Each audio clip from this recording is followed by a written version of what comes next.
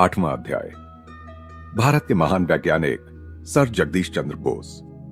जगदीश चंद्र बोस ने वायरलेस का आविष्कार मार्कोनी से पहले ही कर लिया था। यह उत्तेजक टिप्पणी सुनकर मैं रास्ते के किनारे खड़े होकर विज्ञान विषयक चर्चा कर रहे प्राध्यापकों के एक दल के पास जाकर खड़ा हो गया।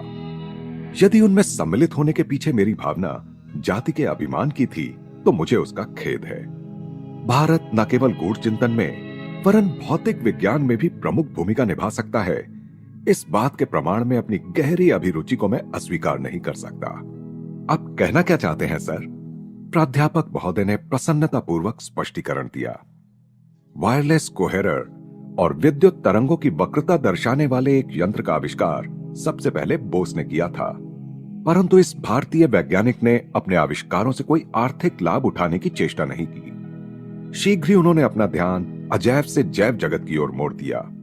वनस्पति शास्त्रज्ञ के रूप में उनके द्वारा किए गए क्रांतिकारी आविष्कार उनके भौतिक विज्ञानी के रूप में किए गए मौलिक आविष्कारों से भी कहीं अधिक बढ़ चढ़कर हैं। मेरे ज्ञान में वृद्धि करने वाले प्राध्यापक महाशय का मैंने विनम्रतापूर्वक धन्यवाद किया। उन्होंने आगे कहा, ये महान वैज्ञानिक प्रेसिडेंसी कॉलेज में मेरे सह अध्यापक हैं। दूसरे ही दिन मैं उस ऋषि तुल्य महान ज्ञानवेत्ता से मिलने उनके घर गया, जो मेरे घर के पास ही था। लंबे समय से मैं दूर से ही उनके प्रति श्रद्धा भाव रखता आ रहा था। गंभीर, प्रशांत और एकांत प्रेमी वनस्पति शास्त्रज्ञ ने शिष्टतापूर्वक मेरा स्वागत किया। उनकी आयु 50 से 60 वर्ष के बीच थी। वे घने केश, विस्तीर्ण ललाट तथा स्वप्निल नेत्रों के रूपवान व्यक्ति थे। उनका शरीर सुगठित था।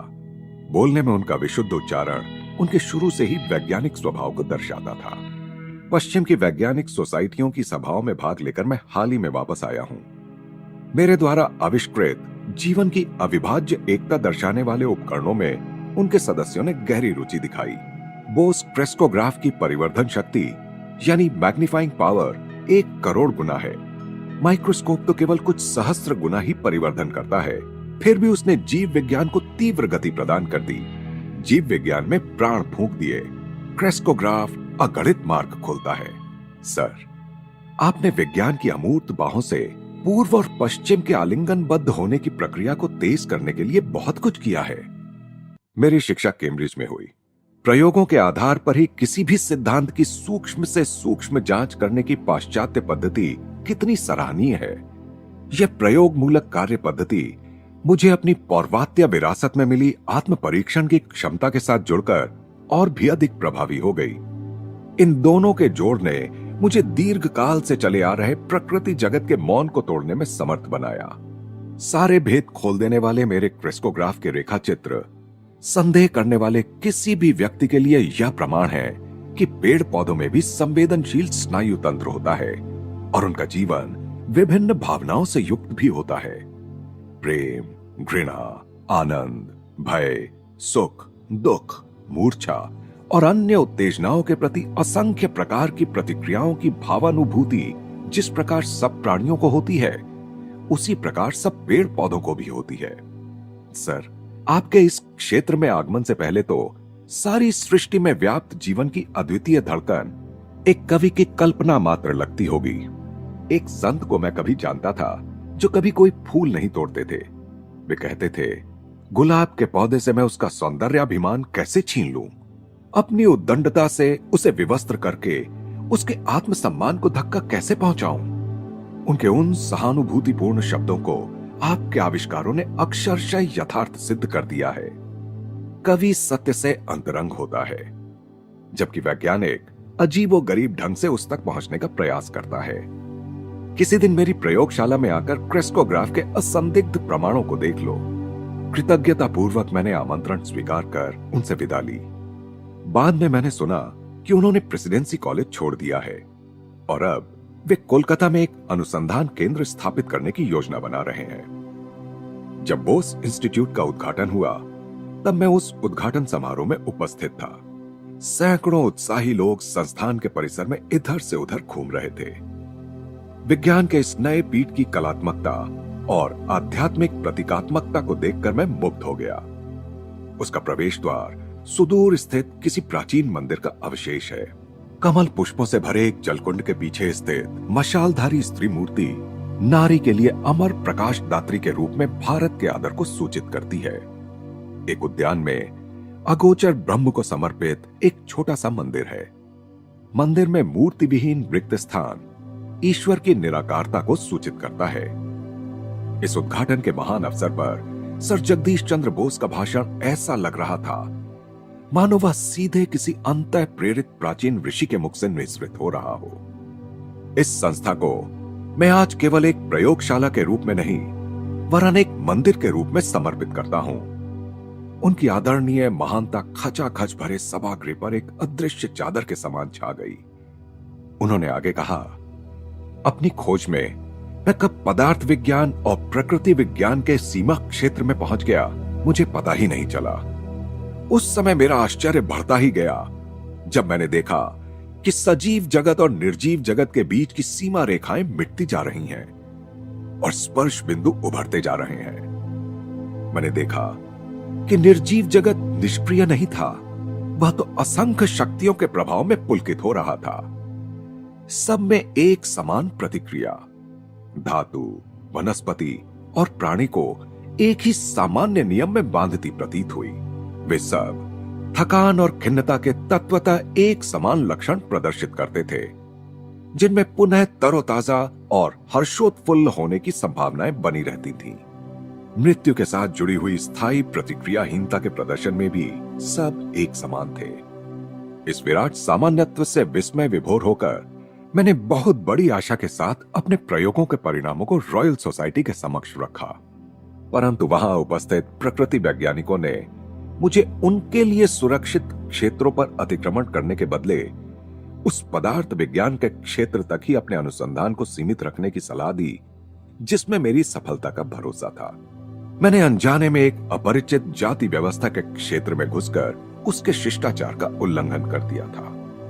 वहां अनजाने में एक धर्मशास्त्रीय पूर्वाग्रह भी कार्यरत था, जो अज्ञान को भी धर्म के समान प्रश्नातीत मानता है। यह प्रायः भुला दिया जाता है कि जिस परम सत्ता ने हमें चारों ओर से सृष्टि के इस नित्य बढ़ते ही जाते रहस्य से घेर रखा है, उसी ने प्रश्न करने और समझने की इच्छा भी हम में प्रतिष्ठापित कर दी है। अनेक वर्षों तक लोगों की गलतफहमियों का शिकार बनते रहने से एक बात मेरी समझ में आ गई कि विज्ञान के उपासक का जीवन अनिवार्य रूप से अनंत संघर्ष से भरा होता है। लाभ और हानि, सफलता और विफलता को एक समान मानते हुए उसे अपना जीवन प्रेम श्रद्धा युक्त अर्घ्य के रूप में अर्पण करना पड़ता है। कालांतर में विश्व की प्रमुख वैज्ञानिक सोसाइटियों ने मेरे सिद्धांतों और निष्कर्षों को स्वीकार करके विज्ञान में भारत के योगदान को मान्य किया। जो कुछ भी छोटा या सीमित हो, वह क्या भारत के मन को कभी तृप्त कर सकता है? एक अखंड जीवंत परंपरा और पुनर्यौवन प्राप्त करने की एक जीवनप्रद शक्ति के द्वारा इस भूमि ने अगणित परिवर्तनों में बार बार अपना कायाकल्प किया है। भारत में सदा ही ऐसे लोग उत्पन्न होते आए हैं जिन्होंने समय के तात्कालिक और मोहक पुरस्कार को ठुकराकर जीवन के सर्वोच्च अभीष्टों को पाने का प्रयास किया है। अकर्मण्य परित्याग द्वारा नहीं, वरन कर्मठ कठोर संघर्ष द्वारा। संघर्ष को अस्वीकार करने वाले दुर्बल के पास कुछ प्राप्त न कर पाने के कारण त्यागने के लिए भी कुछ नहीं होता। जिसने संघर्ष कर विजय प्राप्त की हो, केवल वही संसार को अपनी विजय के अनुभव का फल प्रदान कर उसे समृद्ध कर सकता है।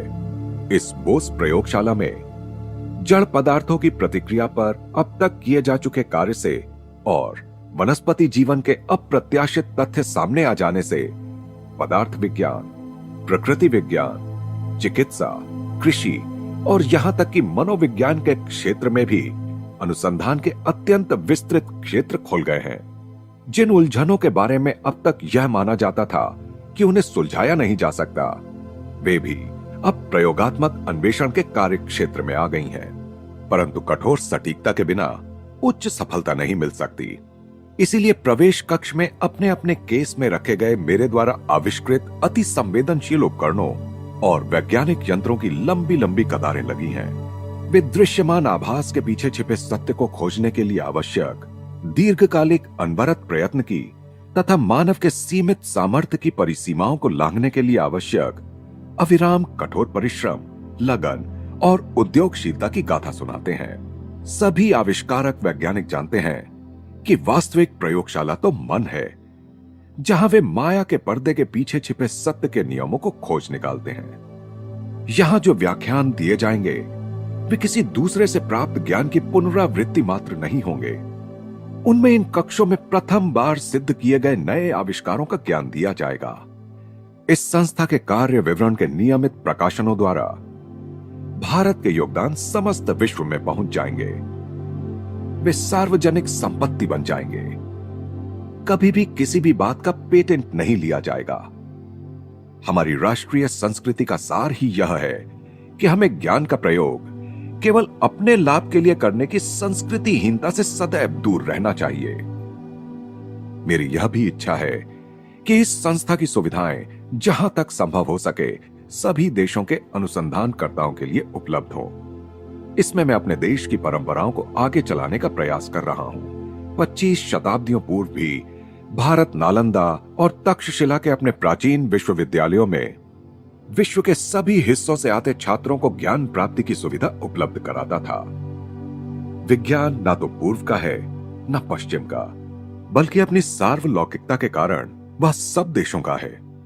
परंतु फिर भी भारत इसमें महान योगदान देने के लिए विशेष रूप से योग्य है।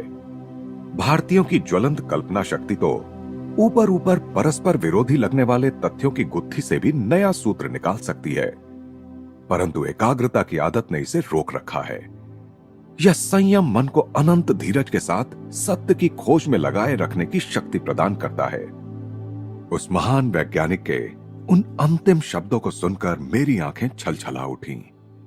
यह धीरज ही क्या सचमुच भारत का पर्यायवाची शब्द नहीं बन गया है, जिसने काल और इतिहासकार दोनों को ही समान रूप से अचंभित कर रखा है। उद्घाटन दिवस के थोड़े दिनों बाद मैं उस अनुसंधान केंद्र में फिर से गया। उस महान वनस्पति शास्त्रज्ञ को अपने वचन का स्मरण था। वे मुझे अपनी शांत प्रयोगशाला में ले गए। अब मैं इस फर्न के पौधे पर क्रेस्कोग्राफ लगाता हूं। इसकी गतिविधियों का अनेक गुना परिवर्धित चित्र उभरेगा। इसी मात्रा में यदि घोंगे की रेंगने की क्रिया को परिवर्धित किया जाए तो घोंगा एक्सप्रेस ट्रेन की गति से चलता दिखाई देगा। मेरी दृष्टि उत्सुकतावश पर्दे पर लगी हुई थी, जहां फर्न की परिवर्धित छाया दिख रही थी। सूक्ष्म से सूक्ष्म जैव क्रियाएं भी अब स्पष्ट दिखाई दे रही थी। मेरी मंत्रमुग्ध आंखों के सामने वह फर्न का पौधा अत्यंत धीरे धीरे बढ़ रहा था। बोस महाशय ने पौधे की नोक को धातु की एक छोटी सी छड़ से छुआ। पर्दे पर चल रहा मूक नृत्य हठात रुक गया और छड़ हटाते ही उसकी लयबद्ध थिरक पुनः शुरू हो गई। बोस महाशय ने कहा, तुमने देखा कैसे तनिक सा भी बाह्य हस्तक्षेप संवेदनशील ऊतकों के लिए बाधक है। अब देखो, मैं इसे क्लोरोफॉर्म दूंगा और फिर इसका प्रभाव नष्ट करने वाली औषधि भी। क्लोरोफॉर्म के प्रभाव ने विकास को पूर्णतः रोक दिया। उसका प्रभाव नष्ट करने वाली औषधि ने उसे पुनः शुरू कर दिया। पर्दे पर दिखने वाले विकास के संकेतों ने मुझे किसी सिनेमा के कथानक से भी अधिक तन्मयता के साथ जकड़ रखा था। बोस महाशय ने, जो कि यहां खलनायक की भूमिका में थे, उस फर्न के एक हिस्से में एक तीक्ष्ण औजार घुसा दिया। आकस्मिक फड़फड़ाहट ने दर्द का संकेत दिया। जब उन्होंने पौधे के तने को ब्लेड से अंशतः काट दिया, तब छाया में तीव्र छटपटाहट दिखाई दी। फिर मृत्यु की अंतिम स्तब्धता में वह शांत हो गई। एक विशाल वृक्ष को पहले क्लोरोफॉर्म देकर फिर उसका स्थानांतरण करने में मैंने सफलता प्राप्त कर ली है। साधारणतया वनों के ये राजा स्थानांतरित करने के कुछ ही दिन बाद मर जाते हैं। उस जीवन रक्षक युक्ति कौशल का वर्णन करते हुए बोस महाशय अत्यंत प्रसन्नता के साथ मुस्कुरा रहे थे। मेरे सूक्ष्मग्राही यंत्रों के रेखा चित्रों ने सिद्ध कर दिया है कि पेड़ पौधों में रस संचार प्रणाली होती है। प्राणियों में जैसे रक्त संचार होता है, वैसे ही पेड़ पौधों में रस संचार होता है। पेड़ पौधों में रस की ऊर्ध्व गति को केवल केशिका आकर्षण यानी कैपिलरी अट्रैक्शन सदृश किसी यांत्रिक क्रिया के आधार पर स्पष्ट नहीं किया जा सकता, जैसा कि सामान्यतः प्रयास किया जाता है। क्रेस्कोग्राफ ने इसे सजीव कोशिकाओं की क्रिया के रूप में दर्शाया है। पेड़ के अंदर से लंबी गोलाकार नली चलती है जिसमें क्रमिक वृत्तों में सिकुड़ने वाली लहरें उठती रहती हैं, जो हृदय का काम करती हैं। हम जितनी ही अधिक गहराई में जाकर देखेंगे, उतनी ही अधिक स्पष्टता से इस सत्य का प्रमाण मिलता जाता है कि इस बहुविध प्रकृति का प्रत्येक रूप एक ही सूत्र में बंधा है। बोस महाशय ने एक अन्य बोस यंत्र की ओर इशारा किया। मैं तुम्हें टिन के एक टुकड़े पर कुछ प्रयोग दिखाता हूं। धातुओं की प्राण शक्ति उत्तेजना के प्रभाव में अनुकूल या प्रतिकूल प्रतिक्रिया दिखाती है। स्याही के निशान विभिन्न प्रतिक्रियाओं को चिन्हांकित करेंगे।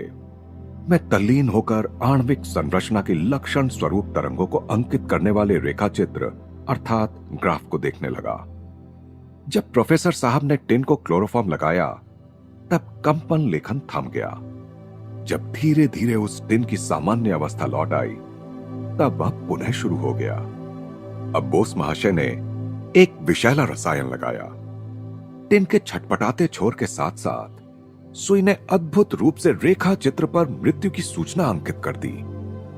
वैज्ञानिक महोदय ने कहा, बोस यंत्रों ने प्रदर्शित कर दिया है कि कैंची और मशीनरी में प्रयुक्त इस्पात सदृश धातु भी थकते हैं और बीच बीच में विश्राम मिलने से उनमें पुनः ताजगी और कार्य क्षमता आ जाती है। विद्युत प्रवाह या अति भारी दबाव से धातुओं में जीवन की धड़कन को गंभीर क्षति पहुंचती है, या वह धड़कन सदा के लिए रुक भी सकती है। उस कक्ष में चारों ओर रखे अथक प्रतिभा के मुखर प्रतीक असंख्य आविष्कारों पर मैंने दृष्टि दौड़ाई। सर, यह दुख की बात है कि आपके अद्भुत यंत्रों का पूर्ण लाभ उठाकर बड़े पैमाने पर कृषि विकास को गति नहीं दी जा रही है। इनमें से कुछ यंत्रों को त्वरित प्रयोगों में प्रयुक्त करके खाद के विभिन्न प्रकारों का पौधों पर क्या प्रभाव पड़ता है, यह देखना क्या सहज संभव नहीं हो सकता? तुम ठीक कह रहे हो। भावी पीढ़ियां बोस यंत्रों को अगणित प्रकारों से प्रयोग में लाएंगी। वैज्ञानिक को उसके परिश्रम का तत्काल पुरस्कार कदाचित ही मिलता है। सृजनात्मक सेवा का आनंद ही उसके लिए पर्याप्त है। उस अदम्य ऋषि के प्रति अपनी हार्दिक कृतज्ञता व्यक्त कर मैंने उनसे विदा ली। मैंने सोचा, उनकी अद्भुत प्रतिभा की विस्मयकारी उर्वरता क्या कभी निःशेष हो सकती है? बढ़ते वर्षों के साथ उनकी प्रतिभा में कोई कमी नहीं आई। रेजोनेंट कार्डियोग्राफ नामक एक जटिल यंत्र का आविष्कार करने के बाद बोस महाशय असंख्य भारतीय पेड़ पौधों के विस्तृत अनुसंधान में लग गए। किसी को कल्पना भी नहीं थी ऐसी ऐसी उपयुक्त औषधियों की एक विराट भेषज तालिका तैयार हो गई। कार्डियोग्राफ ऐसी अचूक सटीकता के साथ तैयार किया गया है कि उससे 1 सेकंड का शतांश तक रेखा चित्र में अंकित हो जाता है। पेड़ पौधे, प्राणी एवं मानव शरीर की संरचना के सूक्ष्म से सूक्ष्म स्पंदन भी यह कार्डियोग्राफ अंकित कर लेता है। उस महान वनस्पति शास्त्रज्ञ ने भविष्यवाणी की कि चिकित्सकीय अनुसंधान के लिए प्राणियों के अंग विच्छेद की आवश्यकता नहीं रहेगी। कार्डियोग्राफ के प्रयोग से पेड़ पौधों के अंग विच्छेद से ही काम चल जाएगा। उन्होंने स्पष्ट किया कि किसी औषधि के पौधे और प्राणी पर एक साथ किए गए प्रयोग के परिणामों के अंकन से साफ पता चलता है कि उन दोनों पर उस औषधि के प्रभाव में आश्चर्यजनक समानता है। मनुष्य में जो कुछ भी है, उस सब का पूर्वाभास पेड़ पौधों में विद्यमान है। वनस्पति जगत पर प्रयोग प्राणियों और मानवों की यातना को कम करने में योगदान देंगे। कई वर्षों के बाद बोस महाशय के पथ प्रदर्शक वनस्पति आविष्कारों की अन्य वैज्ञानिकों द्वारा पुष्टि की गई। कोलंबिया यूनिवर्सिटी में 1938 में किए गए शोध कार्य की रिपोर्ट द न्यूयॉर्क टाइम्स में निम्नलिखित रूप में प्रकाशित हुई थी। गत कतिपय वर्षों में यह निर्धारित हो चुका है कि जब मस्तिष्क और शरीर के अन्य हिस्सों के बीच तंत्रिकाएं यानी नर्व्स संदेश वहन करती हैं, तब छोटी छोटी विद्युत तरंगें निर्मित होती हैं। इन विद्युत तरंगों को सूक्ष्मग्राही गैल्वेनोमीटर से मापा गया और आधुनिक परिवर्धनकारी यंत्रों से इनका लाखों गुना परिवर्धन किया गया। मानव या जीवित प्राणियों के तंत्रिका तंतुओं यानी नर्व फाइबर्स में प्रवाहित होने वाली इन तरंगों का अध्ययन करने का कोई संतोषजनक तरीका इनकी अत्यंत तीव्र गति के कारण अब तक ढूंढा नहीं जा सका था। डॉक्टर के स्कोल और डॉक्टर एच.जे. कर्टिस ने यह जानकारी दी कि उन्होंने इस बात को खोज निकाला है कि साधारणतया घरों में मछली पात्र में डाला जाने वाला जो मीठे पानी में जीने वाला पौधा होता है, जिसे निटेला कहते हैं और जिसमें एक ही लंबी कोशिका होती है, उसकी कोशिका में और तंत्री तंतु की कोशिकाओं में पूर्ण समानता है, कोई भी भिन्नता नहीं है। इसके अतिरिक्त उन्होंने यह भी पाया कि निटेला पौधे के तंतुओं को उत्तेजित किए जाने पर वे विद्युत तरंगे निर्माण करते हैं जो केवल गति को छोड़कर अन्य सब दृष्टियों से प्राणी और मानव के तंत्री तंतुओं में निर्माण होने वाली विद्युत तरंगों के समान ही होती हैं। इस पौधे के तंतुओं की विद्युत तरंगे प्राणियों के तंतुओं की विद्युत तरंगों से कहीं धीमे चलती देखी गईं। इसलिए तंत्रिकाओं में प्रवाहित होने वाली विद्युत तरंगों के प्रवाह के मंदगति चलचित्र यानी स्लो मोशन पिक्चर्स लेने के लिए कोलंबिया यूनिवर्सिटी के अनुसंधानकर्ताओं ने इस आविष्कार को तुरंत उपयोग में लाया। इस प्रकार निटेला पौधा मन और स्थूल जगत के सीमा क्षेत्र के गुप्त रहस्यों की गूढ़ लिपि का अर्थ जानने में एक प्रकार से रोजेटा पत्थर की भूमिका अदा कर सकता है। कविवर रविंद्रनाथ टैगोर भारत के इस आदर्शवादी वैज्ञानिक के अंतरंग मित्र थे। उन्हें संबोधित कर कविवर ने निम्नलिखित पंक्तियां लिखी थीं। हे तपस्वी, डाको तुमी साम मंत्रे जलद गर्जने, उत्तिष्ठत निबोधत डाको शास्त्र अभिमानी जने, पांडित्येर पंडितर कहते, सुबृहत विश्वतले, डाको मूड दाम्भिकेरे, डाक दाओ तब शिष्य दले, एकत्रे दांडाक तारा, तब होम हुताग्नि घिरिया, बार बार ए भारत आप नाते आसूक फिरिया, निष्ठाए श्रद्धाए ध्याने बसूक से अप्रमत्त चित्ते, लोभहीन द्वंद्वहीन शुद्ध शांत गुरूर वेदिते। हे तपस्वी, साम मंत्रों की जलद गंभीर गर्जना से पुकारो, उठो जागो, शास्त्राभिमानी जनों और कुतर्कों से आहत बुद्धि पंडितों को पुकारो और उन्हें बेकार तर्कों का त्याग करने को कहो। उन मूढ़ दंभियों को इस सुविस्तृत संसार में आने की प्रेरणा दो। अपने शिष्यों का भी आह्वान करो कि वे कर्तव्य रूपी यज्ञ वेदी के चारों ओर एकत्र हों, जिससे हमारा भारत, हमारा प्राचीन देश अपने सच्चे स्वरूप को पुनः प्राप्त करे और कर्तव्य निष्ठा, श्रद्धा और ध्यान में अविचलित रहकर लोभहीन, द्वंद्वहीन, शुद्ध और शांत बनकर विश्व गुरु के आसन पर एक बार फिर अधिष्ठित हो।